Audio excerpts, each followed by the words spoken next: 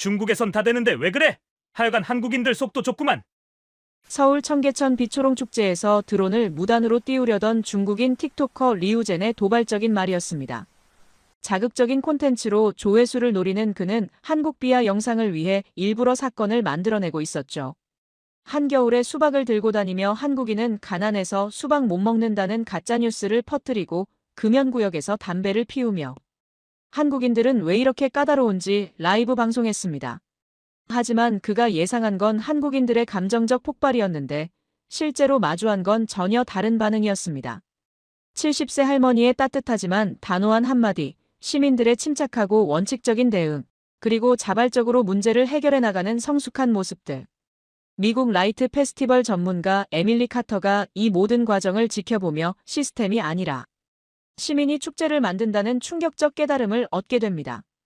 도발과 조작으로 한국을 비하하려던 유튜버의 계획이 어떻게 매번 무력화됐는지, 그리고 15년 경력의 미국 전문가가 왜 보고서 제목을 완전히 바꿨는지, 청계천에서 벌어진 예상치 못한 반전 드라마가 궁금하시다면 대체 서울에서 무슨 일이 벌어진 건지 지금 바로 알아보겠습니다.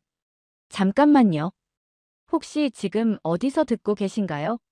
구독과 좋아요 미리 눌러주시면 건강하고 행복한 기운 듬뿍 받으실 거예요. 저는 에밀리 카터입니다. 미국에서 15년간 라이트 페스티벌 총괄 기획을 해왔어요. 뉴욕, 시카고, 라스베가스까지 대형 야간 축제의 동선 설계와 안전 관리를 전문으로 하고 있습니다. 이번에는 서울 청계천 빛초롱 축제의 시민 참여형 운영 모델을 벤치마킹하러 왔어요. 함께 온 팀은 2명이에요. 벤 로웰 촬영 감독은 장비에 목숨을 거는 완벽주의자였고, 사라 킴 프로듀서는 한국계 미국인으로 통역과 현장 감각을 담당했습니다. 에밀리, 규모가 정말 대단한데? 벤이 청계광장 1구역에서 카메라를 들며 감탄했어요. 빛의 연희 테마답게 조선시대 산대놀이와 어가행렬을 재현한 대형 조형물들이 물 위에서 환상적으로 빛나고 있었습니다. 저는 냉정하게 답했어요. 겉모습보다 중요한 건 운영이야. 사람들이 어떻게 움직이는지 봐야 해. 사실 저는 이미 결론을 내리고 있었어요. 치안은 좋다고 해도 군중 속 시민 매너는 케바케라고 생각했거든요. 특히 아시아 축제는 시스템은 좋지만 개인 행동은 예측하기 어렵다는 선입견이 있었어요. 12월 서울의 밤 공기는 정말 차가웠어요. 하지만 청계천에는 정말 많은 사람들이 몰려 있었습니다. 가족들, 연인들, 외국인 관광객들까지 다양한 사람들이 축제를 즐기고 있었어요. 그런데 바로 그때였어요. 1구역 청계광장 한복판에서 갑자기 소란이 일어났습니다. 한 30대 아시아인 남성이 드론을 꺼내더니 대놓고 조립하기 시작한 거예요. 주변 사람들이 웅성거리기 시작했습니다. 저기 드론이야. 여기서 드론 띄워도 돼. 위험하지 않나? 그 남성은 중국어로 스마트폰에 대고 말하고 있었어요. 야경은 드론이 조회수지. 한국 사람들 반응 좀 보자. 사라가 제 옆에서 통역해줬어요. 중국인 유학생 틱토커 같아요. 지금 라이브 방송 중인 것 같은데. 저는 긴장했어요. 이런 상황에서 시민들이 어떻게 반응하느냐가 진짜 테스트였거든요. 보통은 소리 지르거나 신고하거나 아니면 그냥 무시하고 지나가죠. 그런데 놀라운 일이 벌어졌어요. 25세 정도로 보이는 한국인 청년이 차분하게 그 남성에게 다가간 거예요. 실례합니다. 그가 정중하게 말했어요. 여기는 사람이 많아서 드론 비행이 위험해요. 그리고 허가가 필요한 구역이에요. 중국인 유튜버가 어색한 한국어로 짜증스럽게 답했어요. 중국에선 다 되는데 왜 그래? 잠깐만 띄울 건데. 그러면서 카메라를 우리 쪽으로 돌리더군요. 아마 한국 사람들 예민하다는 프레임을 잡으려는 것 같았어요. 하지만 그 청년은 흥분하거나 화내지 않았어요. 대신 스마트폰을 꺼내서 뭔가를 보여줬습니다. 여기 표지판 보세요. 드론 비행 금지 구역이라고 나와 있어요. 그가 근처 안내판을 가리켰어요. 정말 한국어, 영어, 중국어로 드론 비행 금지라고 적혀 있었습니다. 그때 다른 시민들도 하나둘씩 도움을 주기 시작했어요. 한 아주머니는 근처 안내소 위치를 알려줬고 할아버지는 안전이 제일이라며 고개를 끄덕이셨어요. 그 청년이 마지막으로 말했어요. 혹시 허가받고 싶으시면 저기 안내소에서 문의해보세요. 다른 장소 추천해드릴 수도 있어요. 국토교통부에 따르면 한국은 드론 불법 비행에 대한 처벌 규정이 명확해요. 특히 인구 밀집 지역에서의 무단 비행은 과태료뿐만 아니라 형사처벌까지 받을 수 있거든요. 원스톱 승인 시스템도 있어서 합법적으로 비행하고 싶다면 충분히 방법이 있습니다. 결국 중국인 유튜버는 드론을 다시 가방에 넣을 수밖에 없었어요. 원하던 한국인들 예민하다는 영상은 찍지 못한 채 말이죠.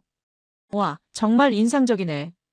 벤이 그 장면을 다 지켜보고 나서 말했어요. 누구 하나 소리 지르지 않았어. 저도 놀랐어요. 보통 이런 상황에서는 감정적인 충돌이 일어나기 마련인데 여기서는 완전히 다른 방식으로 해결됐거든요. 규칙을 지키게 하는 힘은 목소리가 아니라 태도였다. 저는 중얼거렸어요. 그 청년이 우리 쪽으로 와서 인사했어요. 박도현이라고 해요. 혹시 촬영 때문에 불편하셨다면 죄송해요. 아니에요. 오히려 감사해요. 저는 진심으로 말했어요. 정말 성숙한 대응이었어요. 당연한 일을 했을 뿐이에요. 박도현 씨가 겸손하게 답했어요. 안전이 가장 중요하잖아요. 사라가 우리를 소개했어요. 미국에서 온 축제 기획 전문가팀이에요. 아, 그러시구나. 박도현 씨가 관심을 보였어요. 미국 축제는 어떤가요? 시스템은 좋아요. 저는 솔직하게 답했어요. 하지만 시민들의 자발적 참여는 쉽지 않죠. 자발적 참여요?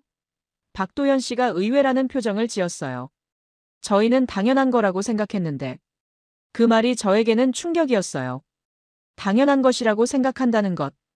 그게 바로 이 도시의 특별함일 수도 있겠다는 생각이 들었거든요. 혹시 이런 일이 자주 있나요? 제가 물었어요. 가끔 있어요. 박도현 씨가 답했어요. 하지만 대부분 설명하면 이해해 주세요. 저는 이 첫 번째 장면부터 제 예상과 달랐다는 걸 깨달았어요. 사람보다 시스템을 믿는다던 제 생각이 흔들리기 시작한 거죠. 오늘 더 구경해 보세요. 박도현 씨가 추천해 줬어요. 청계천 축제는 시민들이 함께 만드는 거거든요. 그 말을 들으며 저는 궁금해졌어요. 정말 시민들이 함께 만드는 축제가 어떤 건지 말이에요. 이 구역 빛으로 일상 탈출 구간으로 이동하면서 저는 박도현 씨와 계속 대화를 나눴어요. 서울 랜드마크를 보드게임처럼 배치한 조형물과 연날리기, 제기차기 같은 전통놀이 모티브 작품들이 정말 창의적이었습니다. 이 축제는 언제부터 시작된 거예요? 제가 물었어요. 2009년부터 시작됐어요. 박도현 씨가 설명했어요. 처음에는 단순한 등불 전시였는데 시간이 지나면서 시민 참여가 늘어났죠. 시민 참여라고 하면 안내, 정리, 도움 주기 같은 거요. 그가 자연스럽게 답했어요. 누가 시키는 건 아니고 그냥 필요하면 하는 거죠. 바로 그때였어요. 또 다른 소란이 벌어지기 시작한 거예요. 아까 그 중국인 유튜버가 이번에는 수박 한 통을 들고 나타난 거예요. 한겨울에 어디서 난 건진 모르겠지만 스마트폰을 켜고 라이브 방송을 시작하더군요. 사라가 실시간으로 통역해줬어요. 지금 중국 시청자들에게 한국인들은 수박을 못 먹는다. 내가 나눠주겠다고 말하고 있어요. 저는 당황했어요. 최근 중국 온라인에서 한국인은 가난해서 수박이나 고기를 못 먹는다는 가짜뉴스가 돌고 있다는 얘기를 들었거든요. 일부 중국 크리에이터들이 이런 루머를 콘텐츠로 악용한다는 것도 알고 있었어요. 그 유튜버는 특히 젊은 한국 여성들에게 다가가서 한국어로 말을 걸기 시작했어요. 수박 줄까? 한국에서는 비싸지. 내가 나눠줄게. 카메라는 계속 돌아가고 있었어요. 이 추운 날에 누가 모르는 사람이 주는 수박을 받아 먹을까요? 아마 한국 여성들의 불쾌한 반응을 한국은 차갑다는 식으로 포장하려는 것 같았어요. 과연 몇 명의 여성들이 불편해하며 피하기 시작했어요. 상황이 점점 나빠지고 있었습니다. 그런데 바로 그때 한 사람이 나타났어요. 30대 초반으로 보이는 한국 여성이었는데 차분하고 단호한 목소리로 말했어요. 실례합니다. 그 여성이 중국인 유튜버에게 다가갔어요. 촬영 동의 받으셨어요? 뭐? 유튜버가 당황했어요. 저분들 얼굴이 나오는 영상을 찍으시는데 촬영 동의를 받으셨냐는 거예요. 그 여성의 목소리는 정중했지만 확고했어요. 그냥 수박 나눠주는 건데. 불편해하시는 분들이 있으면 그만하셔야죠. 그 여성이 단호하게 말했어요. 주변 시민들이 하나둘씩 모여들기 시작했어요. 하지만 공격적이거나 위협적이지 않았어요. 대신 조용히 여성들 주변에 보호하는 거리를 만들기 시작했습니다. 박도현 씨도 다가와서 말했어요. 여기는 축제 공간이에요. 모든 분들이 편안하게 즐길 수 있어야 해요. 한 아저씨는 저런 식으로 촬영하면 안 되지라고 중얼거렸고, 할머니 한 분은 젊은 여자애들 괴롭히면 안 되지라고 하셨어요. 저는 이 장면을 보면서 깨달았어요. 이건 치안이 아니라 시민 합의였어요. 누가 지시한 것도 아닌데 시민들이 스스로 불편한 상황을 정리하고 있는 거였어요. 그 중국인 유튜버는 원하던 영상을 찍지 못하고 슬그머니 사라졌어요. 한국 여성들이 차갑다는 프레임 대신 시민들의 성숙한 대응만 남게 된 거죠. 저 여성분이 누구예요? 제가 박도현 씨에게 물었어요. 윤서진 씨예요. 그가 답했어요. 평범한 직장인인데 항상 그냥 지나치지 않으세요. 윤서진 씨가 우리 쪽으로 왔어요. 혹시 불쾌하셨다면 죄송해요. 저런 일이 가끔 있어서요. 아니에요. 오히려 감사해요. 저는 진심으로 말했어요. 정말 멋진 대응이었어요. 당연한 일이죠. 윤서진 씨가 담담하게 답했어요. 여기는 모두의 공간이니까요. 사라가 상황을 정리해서 설명해줬어요. 최근 중국 온라인에서 한국을 비하하는 콘텐츠가 유행하고 있어요. 특히 수박론 같은 가짜뉴스를 이용해서 자극적인 영상을 만드는 거죠. 그런 일이 자주 있나요? 제가 물었어요. 가끔 있어요. 윤서진 씨가 답했어요. 하지만 대부분 시민들이 알아서 정리해요. 싸우지 말고 원칙을 지키는 식으로요. 저는 정말 놀라웠어요. 시민들이 이렇게 성숙하게 대응할 수 있다는 게 믿어지지 않았거든요. 미국에서는 이런 상황에서 어떻게 해요? 윤서진 씨가 궁금해했어요. 보통은 경비원이나 경찰을 부르죠. 저는 솔직하게 답했어요. 시민들이 직접 나서는 경우는 드물어요. 그런가요? 윤서진 씨가 의외라는 표정을 지었어요. 저희는 자연스러운 일이라고 생각했는데. 또 그 말이었어요. 자연스러운 일이라고 생각한다는 것. 이것이 이 도시의 특별함인 것 같았어요. 혹시 다른 곳도 구경해보세요. 박도현 씨가 제안했어요. 3구역 일상의 희락 구간도 정말 예뻐요. 우리는 3구역으로 향했어요. 콜레와 급제를 주제로 한 조형물들과 청계천 위에 떠있는 대형 어사화, 족두리가 정말 환상적이었습니다. 하지만 저는 조형물보다 시민들의 행동에 더 관심이 갔어요. 두 번의 사건을 통해 이 도시 시민들의 성숙함을 목격했거든요. 정말 인상적이에요. 벤이 카메라를 정리하며 말했어요. 시민들이 스스로 질서를 만들어가네요. 그런 것 같아요. 저도 동의했어요.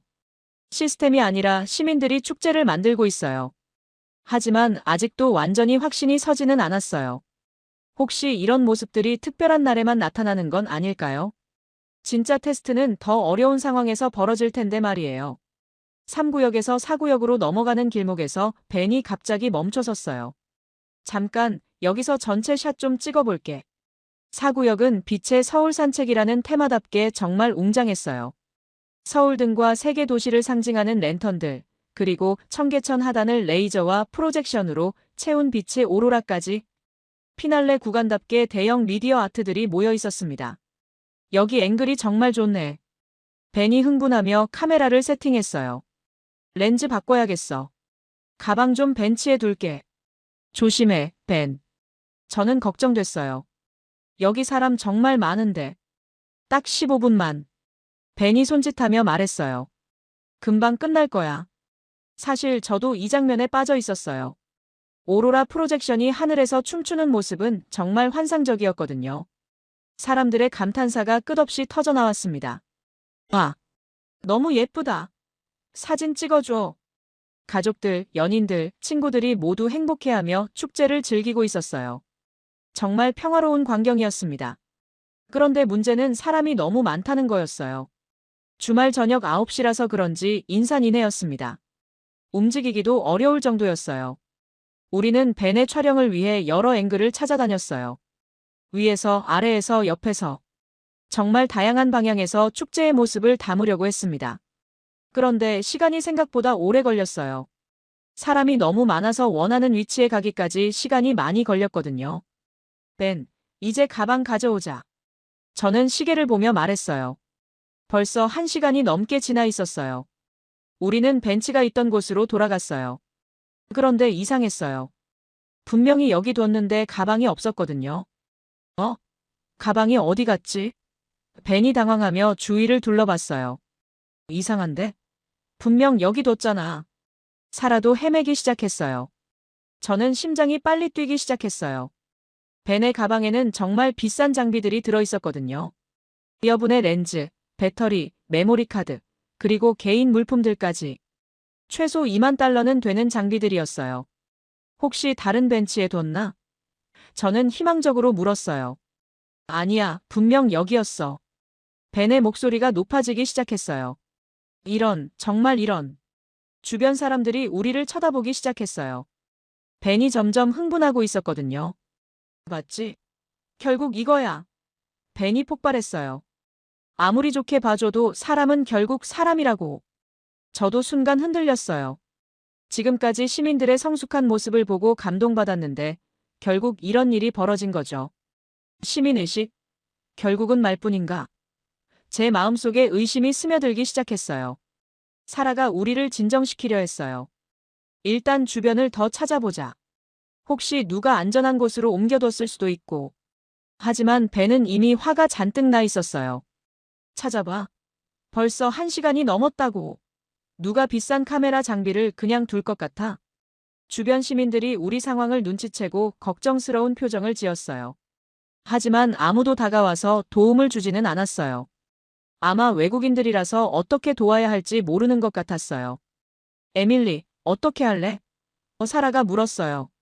저는 정말 혼란스러웠어요. 지금까지 봐온 시민들의 모습과 현재 상황이 너무 다르게 느껴졌거든요. 결국 사람들은 기회만 되면 남의 물건을 가져가는 걸까요? 일단 근처 안내소나 경찰서에 신고하자. 저는 현실적으로 말했어요. CCTV라도 확인해봐야지. 벤이 한숨을 크게 쉬었어요. 장비 보험은 들어뒀지만 이 시점에 장비 없이 어떻게 촬영을 계속해? 정말 큰 문제였어요. 벤치마킹 촬영이 목적인데 핵심 장비를 잃어버린 거였어요. 박도현 씨가 멀리서 우리를 보더니 다가왔어요. 무슨 일 있으세요? 가방을 잃어버렸어요. 사라가 설명했어요. 카메라 장비가 들어있었는데. 박도현 씨의 표정이 심각해졌어요. 언제쯤 어디서 잃어버리셨어요? 1시간 전에 저 벤치에 뒀는데 없어졌어요. 벤이 답했어요. 혹시 유실물센터에 신고해 보셨어요? 박도현 씨가 물었어요. 유실물센터요? 저는 의외였어요. 네, 축제 홈페이지에서 실시간으로 확인할 수 있어요. 그가 스마트폰을 꺼냈어요. 혹시 누가 신고했을 수도 있거든요. 벤이 비웃었어요. 누가 비싼 카메라 장비를 주워서 신고해? 말도 안 되는 소리야. 하지만 박도현 씨는 이미 홈페이지에 접속하고 있었어요. 가방 색깔이 어떻게 됐어요? 검은색이에요. 사라가 답했어요. 카메라 로고가 붙어 있고. 박도현 씨가 검색을 해봤어요. 그런데 정말 놀라운 일이 벌어졌어요. 있네요. 그가 놀라며 말했어요. 1시간 전에 시민신고로 접수됐어요. 우리는 모두 믿을 수 없다는 표정을 지었어요. 정말 누군가 가방을 주워서 신고한 걸까요? 정말요? 벤이 믿지 못하겠다는 목소리로 물었어요. 진짜 우리 가방이에요? 박도현 씨가 스마트폰 화면을 보여줬어요. 검은색 카메라 가방, 오후 8시 15분 시민신고로 접수됐네요. 저는 당황했어요. 정말 예상하지 못한 일이었거든요. 누가 비싼 카메라 장비를 주워서 신고한다는 말인가요? 유실물센터가 어디에 있어요? 사라가 급하게 물었어요. 청계광장 1구역 쪽에 있어요. 박도현 씨가 방향을 가리켰어요.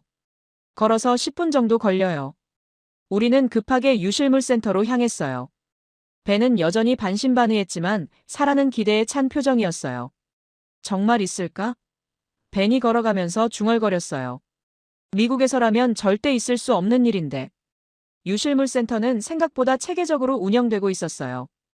깔끔하게 정리된 공간에 직원이 상주하고 있었고 실시간 접수 시스템도 갖춰져 있었습니다. 안녕하세요. 사라가 직원에게 말했어요. 온라인으로 확인한 유실물이 있는데요. 신분증 좀 보여주세요. 직원이 정중하게 요청했어요. 사라가 여권을 보여주자 직원이 시스템을 확인했어요. 아, 맞네요. 검은색 카메라 가방이죠? 네, 맞아요. 벤이 흥분해서 말했어요. 직원이 뒤쪽에서 가방을 가져왔어요. 정말 우리 가방이었습니다. 내용물 확인해 보세요. 직원이 웃으며 말했어요. 벤이 급하게 가방을 열어봤어요. 카메라 렌즈, 배터리, 메모리 카드, 그리고 개인 물품들까지. 모든 게 그대로 들어있었어요. 하나도 빠짐없이 말이에요. 세상에. 정말 다 있네. 벤이 믿을 수 없다는 표정으로 말했어요. 누가 신고하신 건가요? 제가 직원에게 물었어요. 개인정보라서 자세히는 말씀드릴 수 없지만.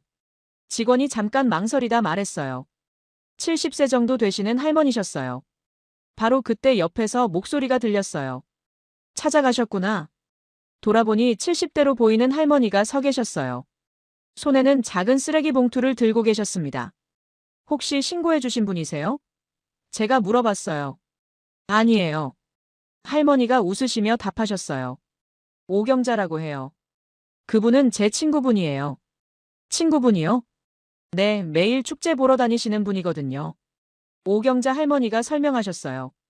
산책하시다가 벤치에 가방이 있는 걸 보셨대요. 그래서 바로 신고해 주신 거예요? 사라가 감동받으며 물었어요. 당연하죠. 할머니가 단호하게 답하셨어요. 남의 물건은 남의 밥줄이야. 그걸 건드리면 사람이 아니지. 그 말을 듣는 순간 저는 얼굴이 뜨거워졌어요. 부끄러움이 밀려왔거든요. 남의 물건은 남의 밥줄. 이런 마음을 가진 사람들이 사는 도시에서 제가 뭘 의심했던 거죠. 시민들을 의심하고 이 도시를 불신했던 제 자신이 정말 창피했어요. 할머니, 정말 감사해요. 벤이 진심으로 인사를 드렸어요. 덕분에 큰일 날 뻔한 걸 해결했어요. 뭘 당연한 일을 했는데. 할머니가 손을 흔드시며 말씀하셨어요. 여기 사람들은 다 그래요. 다 그렇다고요? 그럼요. 할머니가 자신있게 답하셨어요. 남이 보는 곳에서만 착하면 그건 예의가 아니거든요. 아무도 안 봐도 해야 할 일은 해야지. 정말 깊은 말씀이었어요. 누가 보든 안 보든 옳은 일을 한다는 것. 그것이야말로 진정한 시민의식이었어요. 유실물 센터를 나오면서 벤이 말했어요. 에밀리, 나 완전히 틀렸어. 이 도시 시민들은 정말 다르다. 저도 같은 생각이었어요. 지금까지 제가 가지고 있던 편견이 얼마나 잘못됐는지 깨달았거든요. 혼란부터 충격, 그리고 수치심까지. 저는 혼잣말로 중얼거렸어요. 내가 이 도시를 얕봤구나. 박도현 씨가 우리와 함께 걸으며 말했어요. 이제 어떠세요? 서울 시민들에 대한 생각이 바뀌셨나요? 완전히 바뀌었어요. 저는 솔직하게 답했어요. 처음에는 시스템만 믿었는데 이제는 사람을 믿게 됐어요. 그럼 다행이네요. 박도현 씨가 웃었어요. 우리 축제는 시민들이 함께 만드는 거거든요. 정말 그런 것 같아요. 사라도 감탄하며 말했어요. 시스템보다 사람이 중요하다는 걸 배웠어요.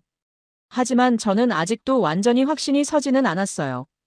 이런 선한 행동들이 정말 일상적인 건지 아니면 특별한 경우인지 궁금했거든요. 혹시 더 구경해 보세요. 오경자 할머니가 제안하셨어요. 아직 볼 게 많아요. 저는 고개를 끄덕였어요. 이제 정말 다른 마음으로 이 축제를 바라보고 싶었어요. 의심이 아니라 배움의 눈으로 말이에요. 하지만 더 놀라운 일들이 기다리고 있을 줄은 아무도 몰랐어요. 다음 날 저녁, 우리는 다시 청계천을 찾았어요. 어제 가방을 되찾은 일로 완전히 달라진 마음으로 축제를 바라보게 됐습니다. 이번에는 시민들의 자발적 행동에 더 주목해 보기로 했어요. 오늘은 시민 참여 모습을 집중적으로 담아보자.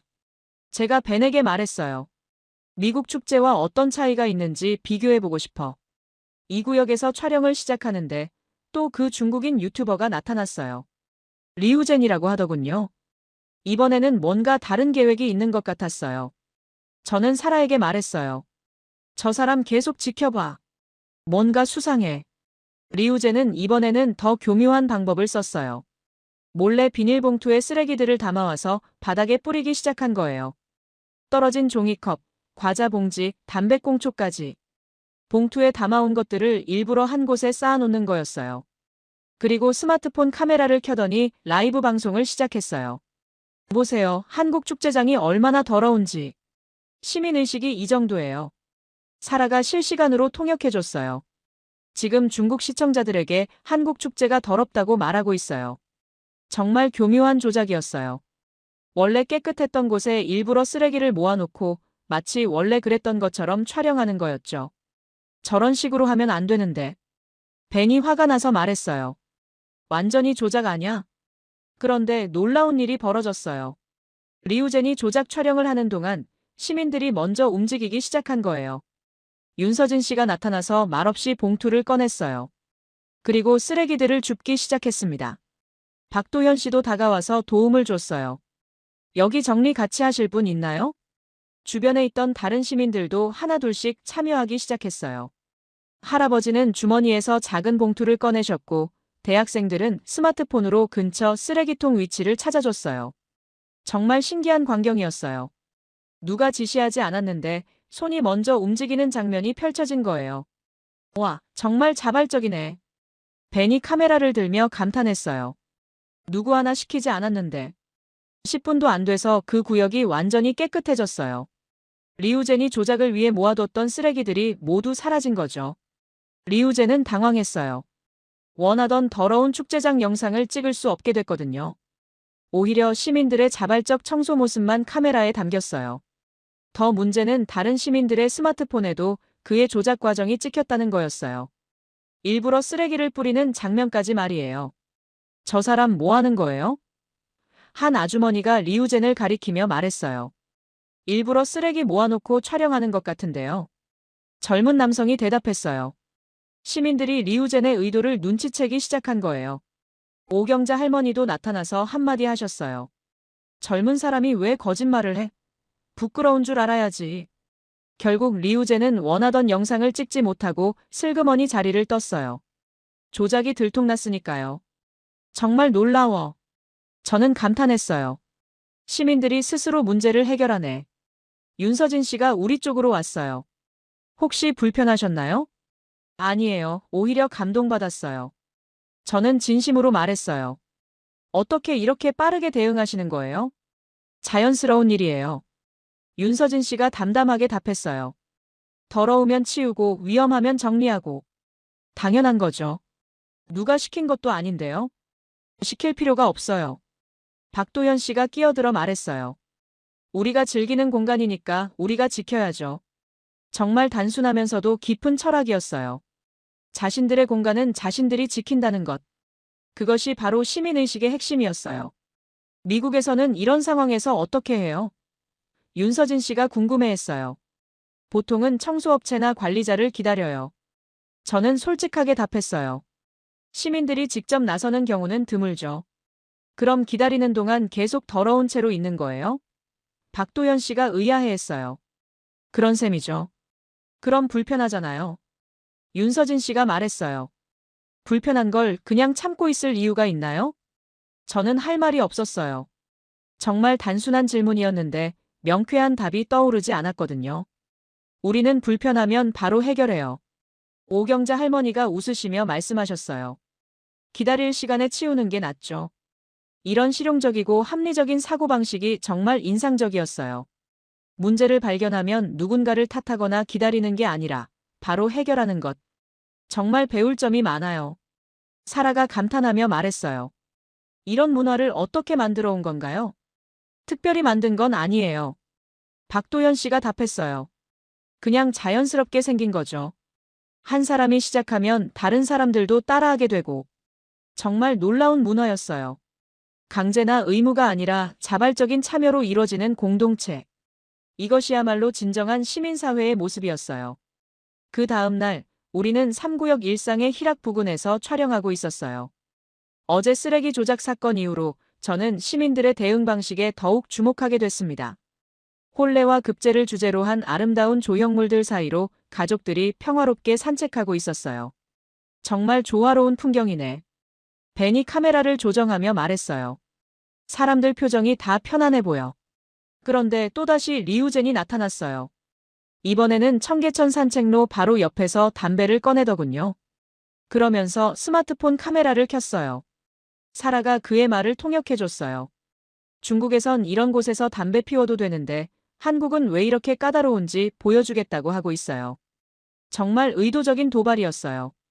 금연구역에서 일부러 담배를 피우면서 한국의 규칙을 비판하려는 거였죠. 주변에 있던 가족들이 불편해하기 시작했어요. 특히 어린아이들을 데리고 온 부모들이 걱정스러워했습니다. 엄마, 담배 냄새나. 한 아이가 엄마에게 말했어요. 응, 조금만 참자. 엄마가 아이의 손을 잡고 다른 곳으로 이동했어요. 하지만 리우제는 계속 도발적으로 행동했어요.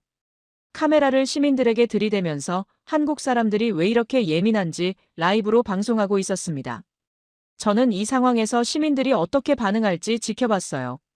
과연 성숙하게 대응할 수 있을까요? 아니면 감정적으로 폭발할까요? 그런데 놀라운 일이 벌어졌어요. 시민들은 비난하거나 소리치지 않았어요. 대신 완전히 다른 방식으로 접근했습니다. 박도현 씨가 먼저 다가갔어요. 실례합니다. 그가 정중하게 말했어요. 여기 금연구역 표지판 보이세요? 리우젠이 짜증스럽게 답했어요. 표지판이 뭐 그리 중요해? 중국에선 이런 데서 다 피워. 하지만 여기는 한국이에요. 박도현 씨가 차분하게 답했어요. 그리고 아이들도 많이 와요. 그때 윤서진 씨도 나타났어요. 규칙은 모두가 편안하게 지내기 위한 거예요. 하지만 리우제는 계속 도발했어요. 한국 사람들은 왜 이렇게 까다로워? 담배 하나 피우는 것도 안 돼? 바로 그 순간 오경자 할머니가 나타나셨어요. 할머니는 리우젠에게 직접 다가가서 말씀하셨어요. 젊은 친구야. 할머니의 목소리는 부드러웠지만 단호했어요. 여긴 내 나라가 아니라 우리 손주가 걷는 길이야. 정말 강력한 한마디였어요. 폭발적이지도 않고 화내지도 않았지만 명확한 경계를 그어주신 거였어요. 아이들이 담배 연기 마시면 어떻게 해? 할머니가 계속 말씀하셨어요. 내가 아빠라면 기분이 좋겠어?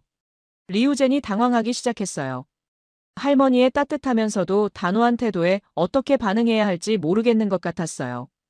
다른 시민들도 하나둘씩 모여들기 시작했어요. 하지만 공격적이거나 위협적이지 않았어요. 그냥 조용히 할머니를 지지하는 분위기를 만들었습니다. 할머니 말씀이 맞아. 한 아저씨가 말했어요. 여기 금연구역이라고 표지판도 있잖아. 젊은 여성이 덧붙였어요. 외국 손님이라도 규칙은 지켜야지. 다른 할아버지가 고개를 끄덕이셨어요. 리우제는 점점 더 어색해졌어요. 원하던 한국 사람들 과민 반응 영상 대신 할머니의 합리적이고 따뜻한 설득을 받는 모습만 촬영되고 있었거든요. 결국 리우제는 담배를 끄고 말았어요. 알겠어요, 알겠어요. 고마워. 할머니가 웃으시며 말씀하셨어요. 내가 착한 줄 알았어. 정말 인상적인 순간이었어요. 할머니는 리우젠을 비난하지 않으셨어요. 오히려 착한 줄 알았다며 그를 인정해 주신 거였어요. 리우젠도 더 이상 도발할 수 없었어요. 할머니의 태도가 너무 따뜻하고 합리적이었거든요. 정말 놀라워. 벤이 중얼거렸어요. 폭발하지 않고도 제지할 수 있구나. 저도 깊은 감동을 받았어요. 성숙함은 참는 것이 아니라 경계를 예의 있게 세우는 것이라는 걸 깨달았거든요. 할머니, 정말 멋있으세요. 제가 할머니께 말씀드렸어요. 뭘 당연한 말을 했을 뿐이지. 할머니가 웃으시며 답하셨어요. 손주들 생각하면 가만히 있을 수 없어.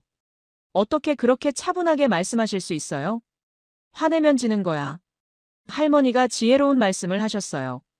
상대방을 이해시키려면 마음부터 열어야지. 정말 깊은 통찰이었어요.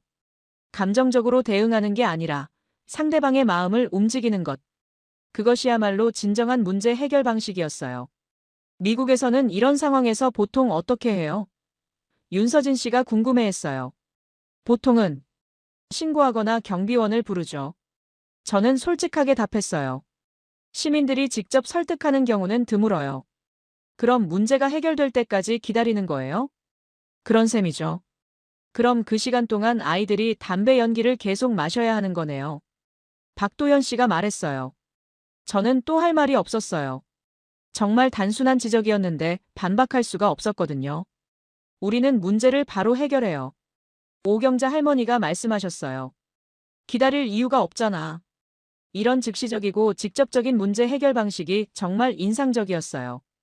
관료적인 절차나 권위에 의존하는 게 아니라 시민들끼리 서로를 배려하는 것, 며칠이 지나면서 저는 리우젠의 패턴을 파악하게 됐어요. 그는 계속해서 사건을 만들려고 노력하고 있었지만 매번 실패하고 있었습니다.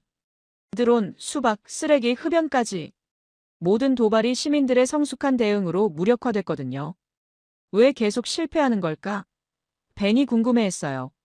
저는 지난 며칠을 되돌아보면서 분석해봤어요. 시민들의 대응 방식에는 공통된 패턴이 있었어요. 세 가지 단계가 있는 것 같아. 제가 말했어요. 사실 확인, 규정 제시, 동의 확인. 어떤 뜻이에요?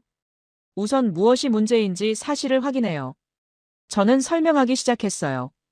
드론이 위험한지, 촬영이 불법인지, 흡연이 금지된 곳인지. 그 다음엔 규정을 제시해요. 표지판을 보여주거나 안내소를 알려주거나 법적 근거를 설명하거나. 마지막은 동의를 확인해요. 촬영 동의를 받았는지, 불편해하는 사람이 있는지, 아이들에게 해가 되는지. 사라가 감탄하며 말했어요. 정말 체계적이네요. 감정적이지 않고. 그런데 이 3단계 대응법이 계속 쌓이면서 저에게는 더 큰 변화가 일어났어요. 도시는 운영자가 만든다는 제 기본 믿음이 완전히 무너진 거였어요. 에밀리 생각이 많이 바뀐 것 같은데? 박도연 씨가 제 표정을 보며 물었어요. 네, 완전히 바뀌었어요. 저는 솔직하게 답했어요. 처음에는 시스템과 운영이 가장 중요하다고 생각했는데, 이제는 시민들의 참여가 더 중요하다는 걸 알겠어요. 어떤 점에서요? 미국에서는 문제가 생기면 관리자나 경비원이 해결해요. 제가 설명했어요. 하지만 여기서는 시민들이 직접 해결하죠. 그게 더 효과적인 것 같나요? 훨씬 효과적이에요. 저는 확신을 가지고 말했어요. 빠르고 자연스럽고 근본적이에요. 윤서진 씨가 흥미로워하며 물었어요. 근본적이라는 게 무슨 뜻이에요? 문제를 처벌로 해결하는 게 아니라 설득으로 해결하잖아요. 제가 답했어요. 그러면 같은 문제가 다시 생기지 않아요. 정말 그랬어요. 리우젠도 처음에는 도발적이었지만 시민들의 지속적인 설득을 받으면서 점점 행동이 달라지고 있었어요. 마지막에는 아예 도발을 포기한 것 같았어요. 그런데 이런 문화는 어떻게 만들어진 거예요? 제가 가장 궁금한 점을 물었어요. 오경자 할머니가 답해 주셨어요. 특별한 건 없어. 한 사람이 시작하면 다른 사람들도 따라하게 되는 거지. 그렇게 간단한 건가요? 간단해. 할머니가 웃으시며 말씀하셨어요. 착한 일은 전염되거든. 착한 일이 전염된다고요? 그럼. 한 사람이 쓰레기 주우면 다른 사람도 줍게 되고, 한 사람이 길 안내해주면 다른 사람도 안내해주게 되고. 정말 단순하면서도 깊은 원리였어요.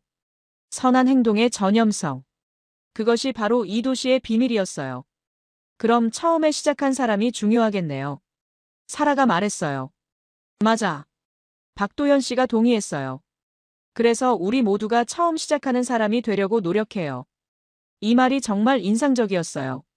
누군가 시작하기를 기다리는 게 아니라 자신이 먼저 시작한다는 것. 그것이야말로 진정한 시민의식이었어요. 에밀리, 이제 보고서는 어떻게 쓸 거야? 벤이 물었어요. 저는 잠깐 생각했어요. 원래 계획했던 보고서와는 완전히 달라져야 할 것 같았어요. 제목부터 바꿔야겠어. 제가 말했어요. 서울 비축제 연출 분석에서 시민 참여가 만드는 야간 안전 서울 모델로. 완전히 다른 관점이네. 네, 이제는 시설이나 시스템보다 사람이 중요하다는 걸 알겠어요. 오경자 할머니가 고개를 끄덕이시며 말씀하셨어요. 그래, 그게 맞아. 빛나는 건 전등이 아니라 사람 마음이야. 정말 깊은 말씀이었어요. 아무리 화려한 조명과 완벽한 시설이 있어도 시민들의 마음이 없으면 진정한 축제가 될 수 없어요. 반대로 시민들의 참여와 배려가 있으면 어떤 어려움도 극복할 수 있고요. 이제 마지막 날이네. 윤서진 씨가 아쉬워했어요. 정말 많은 걸 배웠어요. 저는 진심으로 말했어요. 제 생각이 완전히 바뀐 소중한 시간이었어요. 언제든 다시 오세요. 박도연 씨가 말했어요. 축제는 끝나도 시민들은 계속 여기 있거든요. 그 말을 들으며 저는 깊은 감동을 받았어요. 정말 중요한 건 축제가 아니라 사람들이었구나 하는 생각이 들었거든요. 마지막 날 아침, 저는 혼자 청계천을 다시 찾았어요. 일주일간의 취재를 마무리하고 최종 보고서를 작성하기 위해서였습니다. 축제가 끝나기 전에 마지막으로 이곳의 진짜 모습을 확인하고 싶었어요. 아침 일찍이라 사람이 많지 않았어요. 하지만 벌써 몇몇 시민들이 나와서 주변을 정리하고 계셨어요. 오경자 할머니도 보였고 윤서진 씨와 박도연 씨도 마지막 정리를 돕고 있었어요. 에밀리 씨, 벌써 일어나셨네요. 박도연 씨가 반갑게 인사했어요. 네, 마지막이라서 다시 보고 싶어서요. 저는 답했어요. 어떠세요? 일주일 동안 보신 소감이? 윤서진 씨가 궁금해했어요. 저는 잠깐 생각해봤어요. 정말 많은 일들이 있었거든요. 드론 사건, 수박 도발, 가방 분실과 회수, 쓰레기 조작, 흡연 도발까지. 매번 놀라운 시민들의 대응을 목격했어요. 완전히 다른 사람이 된 기분이에요. 저는 솔직하게 말했어요. 처음에는 시스템만 믿었는데 이제는 사람을 믿게 됐어요. 그럼 다행이네요. 오경자 할머니가 웃으시며 말씀하셨어요. 사람을 믿는 게 가장 중요해. 벤과 사라도 합류했어요. 마지막 촬영을 위해 나온 거였어요. 에밀리, 보고서는 다 썼어? 벤이 물었어요. 아직 제목만 바꿨어. 저는 답했어요. 내용은 오늘 정리할 예정이야. 제목이 뭐로 바뀌었는데? 시민 참여가 만드는 야간 안전 서울 모델이야. 제가 말하자 시민들이 웃음을 지었어요. 좋은 제목이네요. 윤서진 씨가 만족스러워했어요. 저는 노트북을 꺼내서 최종 결론을 작성하기 시작했어요. 일주일 동안의 경험을 바탕으로 한 진솔한 보고서를 쓰고 싶었어요. 결론적으로 서울 청계천 빛축제의 성공 요인은 화려한 조명이나 완벽한 시설이 아니었습니다. 저는 타이핑하기 시작했어요. 시민들의 자발적 참여와 상호 배려가 진짜 성공 비결이었어요. 구체적으로는 3가지 특징이 있었습니다. 저는 계속 썼어요. 첫째, 문제 발생 시 감정적 대응이 아닌 사실과 원칙에 기반한 해결. 둘째, 처벌보다 설득을 통한 근본적 해결. 셋째, 한 사람이 시작하면 다른 사람들이 자연스럽게 동참하는 선한 전염성. 이런 문화는 하루아침에 만들어진 것이 아니라 오랜 시간에 걸쳐 시민들이 함께 가꿔온 결과였습니다. 박도연 씨가 제 화면을 보며 말했어요. 정확한 분석이네요. 정말 인상적이었어요.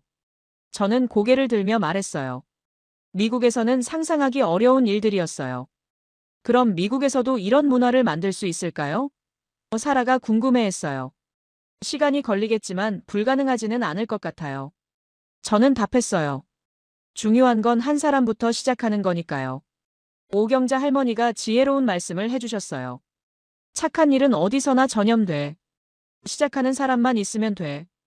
저는 마지막 문장을 작성했어요. 빛은 전선 위에서 켜지지만 질서는 사람 마음에서 켜진다. 서울 청계천 빛축제가 세계적인 성공을 거둔 이유는 바로 여기에 있었다. 정말 마음에서 우러나온 결론이었어요. 일주일 전만 해도 상상할 수 없었던 깨달음이었죠. 완성됐어. 제가 노트북을 닫으며 말했어요. 축하해요. 윤서진 씨가 박수를 쳤어요. 이제 미국에 돌아가서 뭘 할 거예요? 박도연 씨가 물었어요. 이 보고서를 바탕으로 미국 축제들을 개선해 볼 계획이에요. 저는 답했어요. 특히 시민 참여 부분을 강화하고 싶어요. 쉽지 않을 텐데요. 벤이 현실적으로 말했어요. 그럴 것 같아요. 저도 인정했어요. 하지만 시도해 볼 가치가 있어요. 여기서 본 것들이 정말 감동적이었거든요. 공항으로 가는 길에 저는 창밖에 서울을 바라봤어요. 일주일 전과는 완전히 다른 눈으로 이 도시를 보게 됐어요. 비행기 안에서 저는 동료들에게 보낼 이메일을 작성했어요. 서울에서 놀라운 것을 발견했습니다. 진정한 축제는 관리자가 만드는 게 아니라 시민들이 완성하는 것이었어요. 3개월 후, 제 보고서가 미국 축제업계에서 큰 주목을 받았어요. 여러 도시에서 서울 모델을 도입하려는 문의가 들어왔습니다. 저는 그때마다 강조했어요. 시설이나 시스템만 따라하면 안 됩니다. 가장 중요한 건 시민들의 마음을 바꾸는 거예요. 어떻게요? 한 사람부터 시작하세요. 그러면 다른 사람들도 따라할 겁니다. 그날 밤 저는 오경자 할머니께 이메일을 보냈어요. 할머니, 미국에서도 서울 같은 축제를 만들어 보려고 해요. 할머니께서 가르쳐 주신 착한 일은 전염된다는 말을 잊지 않을게요. 며칠 후 할머니에게서 답장이 왔어요. 아가씨, 고생 많았어요. 사람이 사람을 믿는 세상이 되면 좋겠어요. 창밖으로 뉴욕의 야경이 보였어요. 하지만 제 마음속에는 여전히 청계천의 따뜻한 빛이 남아 있었습니다. 정말 소중한 경험이었어요. 시민의 힘이 얼마나 위대한지 깨닫게 해준 여행이었으니까요.